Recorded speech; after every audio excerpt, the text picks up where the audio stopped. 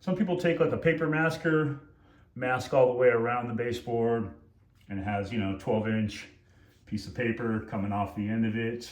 I'm just going to use 2-inch tape, and I'm going to keep my drop cloth pushed up against the baseboard as I go along, and that's going to protect it just fine. So just, stick it a little bit. Doesn't have to be totally tight and cover the whole baseboard. Get it within like a 1/16 of an inch to the edge. You could even go up the wall a little bit and just push it tight on the actual baseboard itself. I'm not even pushing against the wall because I don't really want it pushing against my paint here that I just did. Not just did, but did yesterday. And that's pretty much all there is to it, I'm also going to be doing the same thing up above. So I'm just going to put tape right on the top of the trim all the way across, and that's just going to protect this. It's going to protect the sill a little bit. All right, so on this next coat, and actually the last coat, I'm going to be boxing these 2 gallons of paint together, both the same color. Last time I just used the 1 gallon. I didn't need that much. I'm just going around cutting in. I'm going to go around and cut in one more time after I roll this coat. But now we want to make sure, things could happen at the paint store. A little bit extra tint could be in this one versus this one. Usually they're pretty good about that, and usually they're both the same. You're not going to see much of a difference. But especially with any kind of color that's a little darker, like a green or anything, stuff could happen. So the best thing to do is box them together, which just means I'm going to be pouring both gallons into my 5-gallon bucket and make sure both gallons of paint are mixed together, and it's going to help create a uniform, equal color. All right, so we're getting rolling. When you roll these in, just kiss the paint. Don't dump the whole roller in there. Just kiss the paint, kiss the paint.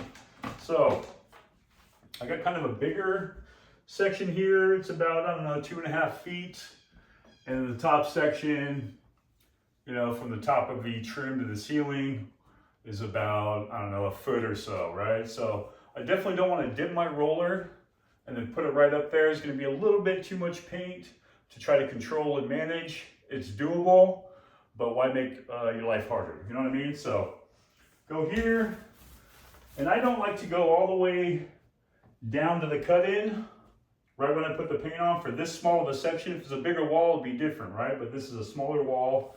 So I put a little bit right here, and then I start here, up and down. I'm putting more pressure on the left side. I'm going right to left right now. I'm left-handed, so that's usually the way I normally go. So I'm putting a little bit more pressure on the left side of the roller as I go. Not too much, just a hair. Now it's probably a little too much because I could have gone up above already. So up above, you can go this way. And whoops, I forgot to put my tape up there. But that's all right, I'm not going to get me on here. I'm not worried about it for myself. If you want to make it a little bit easier, you can even get a step stool and roll a little bit sideways. Right, and we're all done. All the way to the window. Ready for another dip. This wall's pretty smooth, so it's going to go fairly quickly. You can go sideways down here. Lay some of the paint off, just like that. I like to start right where I left off. Going left to right.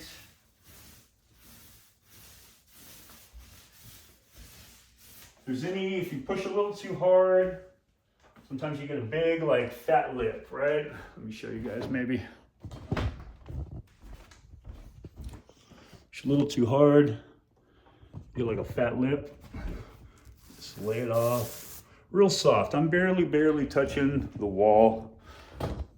When I do that, I'm kind of using my roller like a sponge, where I'm kind of absorbing that paint right back in there. And that's what we got up there. We paint. And that's kind of what we got going. Now I'm just going to take this drop cloth, move it down to the edge, and just keep going around. Somewhat keeping a wet edge. It's not too critical. Right now it's our first coat. Our second coat's gonna make everything really, really solid. So instead of on the ceiling, I put everything against the walls and ran plastic.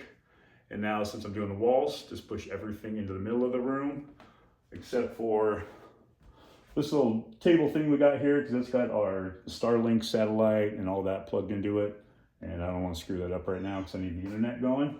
But other than that, pretty much everything's away from the wall. Just give yourself a straight shot to go all the way around. All right, wall 2. So, same thing. Something I noticed is I forgot to cut in the rest. I was using this as a demonstration how to cut in yesterday, and I didn't finish it out because I got distracted by something. So what I'm gonna do, another little tip, always good is to keep a brush with you in case something happens. Maybe the paint gets a little too close to trim and you're not able to get the roller close enough to lay it off.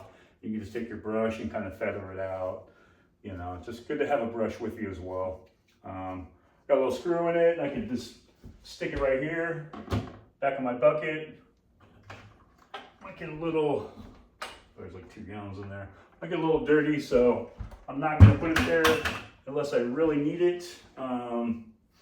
I could go ahead and just take care of that cut in right now, but what I'm gonna do is before I do my second coat of cut in, I'm just gonna hit that, start cutting in, and by the time I'm done with the whole room, that'll be dry. I can just cut it in the second time, you know? Just trying to think of the fastest process to save the least amount of hours doing this kind of stuff. So make sure our baseboard's all the way kicked up next to the wall. Everything's all taped, ready to go. We got tape up there, we got tape up there now. Now, just barely kissing our paint, just a little kiss, that's all you need. Get it all the way around the roller. Got a roller ready to go.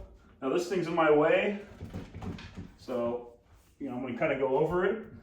So I don't want to start here and start coming down, and then my back of my extension pole hits that little table. So get the back of the extension pole above something that's in your way.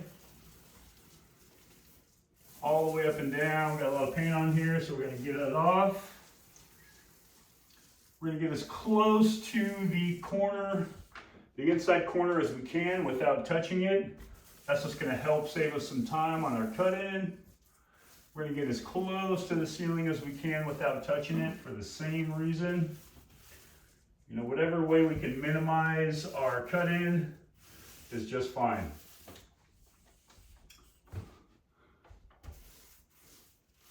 You can go the same thing, up and down. You could go sideways if you wanted to, nothing wrong with that. I'm putting a little more pressure on this left side. I'm going right to left side of the roller. It's getting a little bit more pressure. So we're kind of pushing our paint out a little bit, and then the right side is laying it off.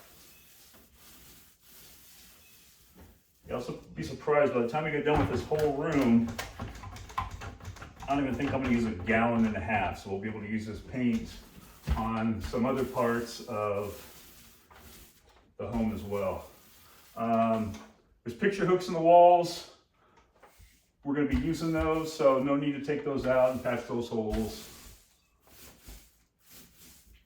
First thing I used to ask people when I'd go and paint a room, paint a living room, whatever, these pictures, are you going to be putting the same pictures back, or do you want a fresh new slate, you know?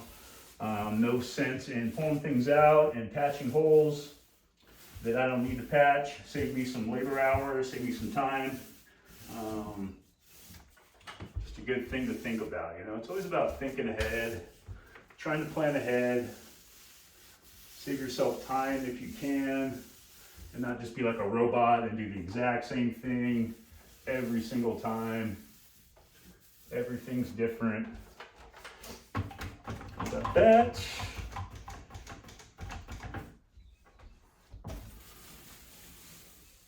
All the way up, all the way down.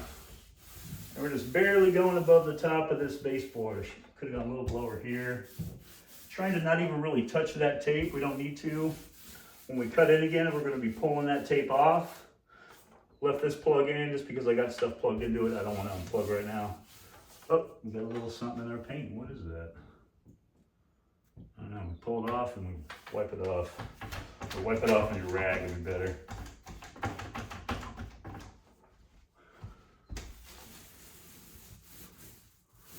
All the way up, all the way up. You can even go sideways.